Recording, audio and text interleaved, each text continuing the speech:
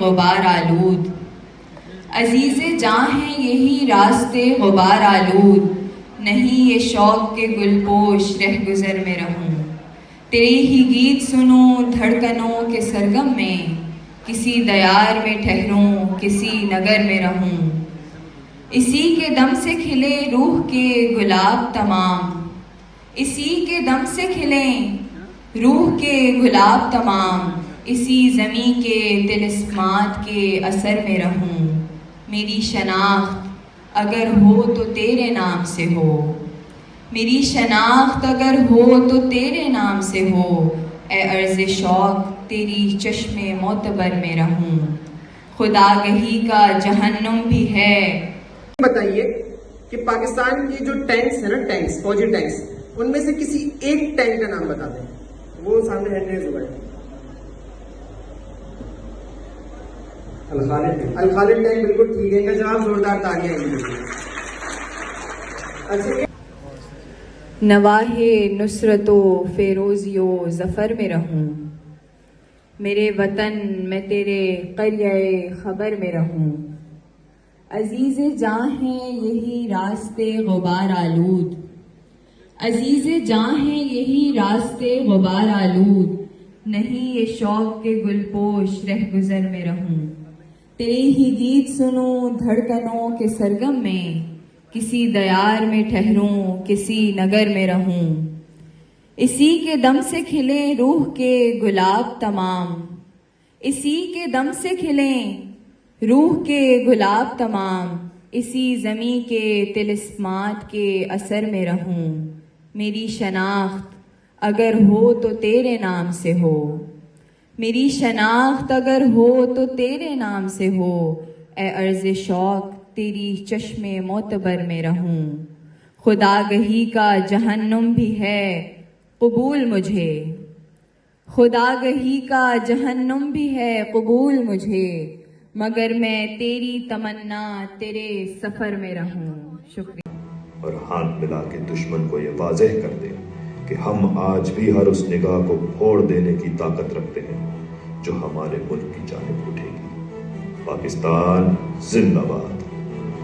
جہنم بھی ہے قبول مجھے، مگر میں تیری تمنا تیرے سفر میں رہوں۔ شکریہ۔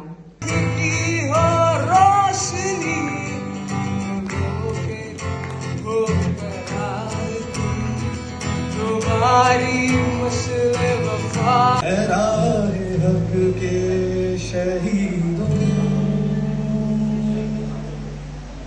اے راہ حق کے شہیدوں، پھر چاہے وہ گھروں سے راشن لا کر دینا ہو یا ٹینکوں کے نیچے بم مار کر لینا، یہ قوم کسی میدان میں پیچھے نہ رہی اور دشمن کو پیچھے ہٹنے پر مجبور کر دیا۔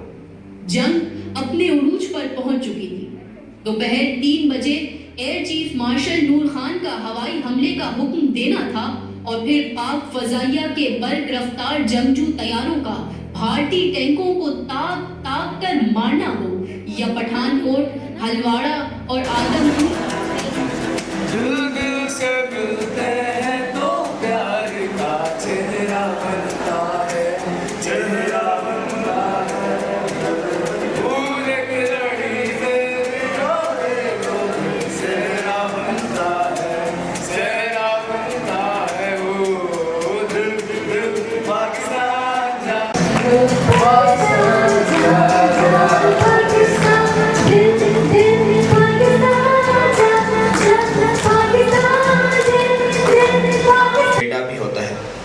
بھائی بھی ہوتا ہے، دو جوان بہنوں کا اکلوتا بھائی، بوڑھا بیمار باپ، ضعیف آنکھوں میں امیدوں کے چراغ جلا کر رکھنے والی بوڑھی ماں، ہر مہینے گلشیر کی طرف سے ایک خط اور مہینے کی کچھ رقم سرحد سے غریب گھرانے میں پہنچتی تھی، جس خط کو صرف فرزانہ ہی پڑھتی تھی۔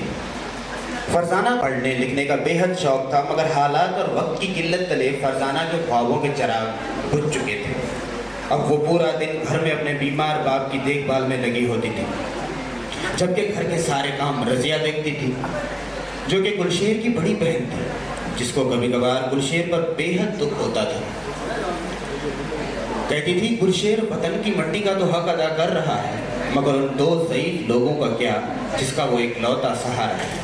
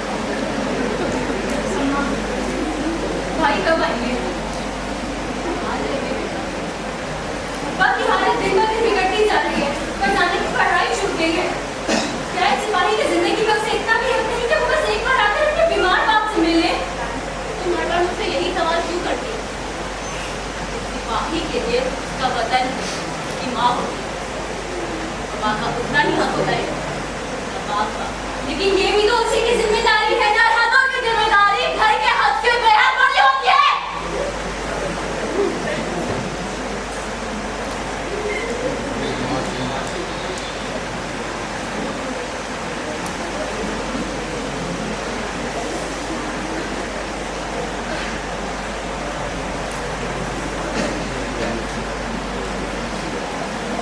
سرحدوں کی ذمہ داری گھر کے حق سے بڑی ہوتی ہے۔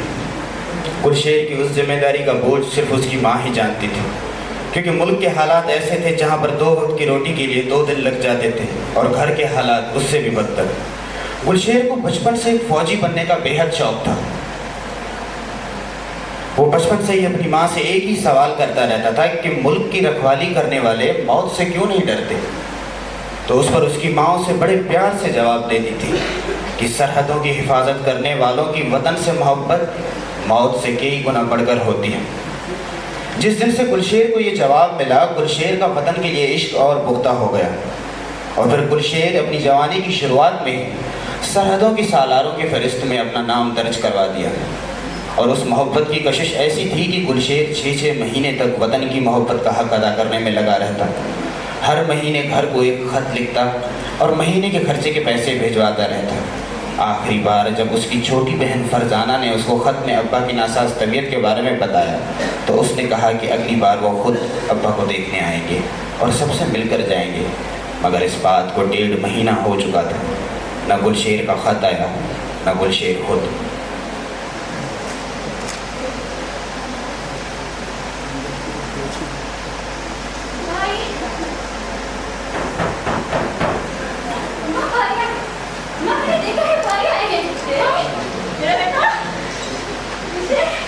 پیچھے آ جاؤ، کہاں جا رہی؟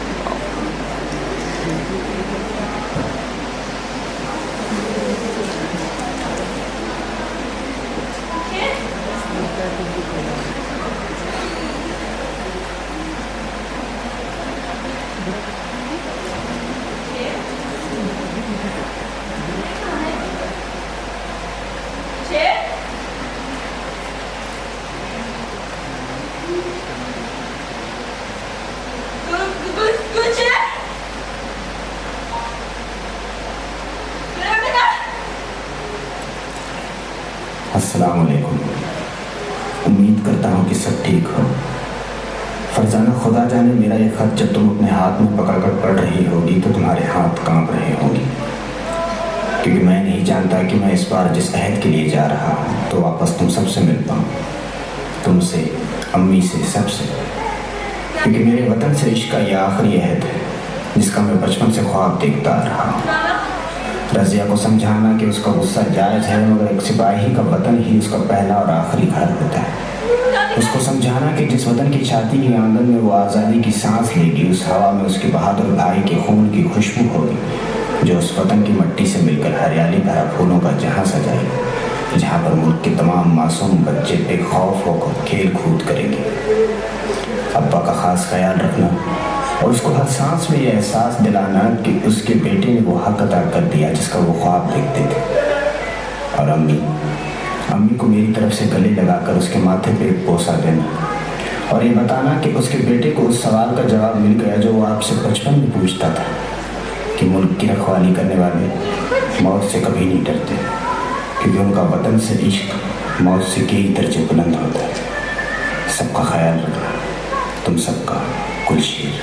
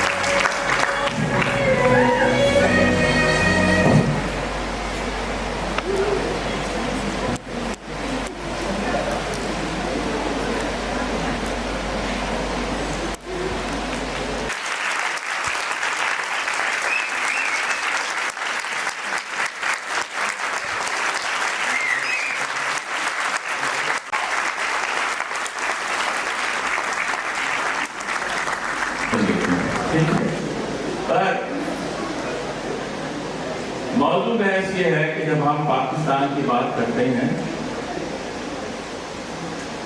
تو اس سے ہم اپنی وفاداری کا اظہار کریں۔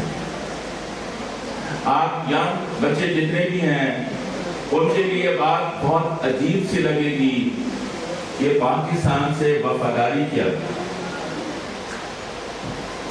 جس ملک میں مجھے نوکری نہیں ملتی، جس ملک میں امن و امان کا مسئلہ ہے، صرف مسکن گیٹ سے نکلنے سے پہلے نہیں، مسکن گیٹ سے اندر رہتے ہوئے مجھے اپنی موبائل کی تحفظ کرنی ہے، جہاں صحت کی سہولیات نہیں ہیں، تو ہم اس ملک کے ساتھ کیا وفا کریں؟ مگر ملک ہمیں شناخت دیتا ہے، اور شناخت کے بغیر میں اور آپ کچھ بھی نہیں۔ اگر کوئی کمزور ہے اس کا مطلب یہ نہیں ہے کہ اسے قبر میں اتار دو۔ اگر کوئی کمزور ہے تو اس کو مضبوط کرنے کی ضرورت ہوتی ہے، اس کو سہارا دینے کی ضرورت ہوتی ہے، اس کے ساتھ کھڑا ہونے کی ضرورت ہوتی ہے۔ قوموں پر مشکل حالات آئے، پاکستان سے بھی زیادہ دوسرے قوموں پر مشکل حالات آئے، پر آج وہ مضبوط ہیں۔ کیوں مضبوط ہیں؟ کہ انہوں نے محنت کی، انہوں نے اپنی ریاست کو تحفظ فراہم کیا۔ اور لفظ میں ریاست کہہ رہا ہوں، ہمارے نوجوانوں کو ایک ڈسٹنکشن کرنی چاہیے کہ ریاست کیا ہوتی ہے اور حکومت کیا ہوتی ہے۔ حکومت سے مجھے اعتراض ہو سکتا ہے،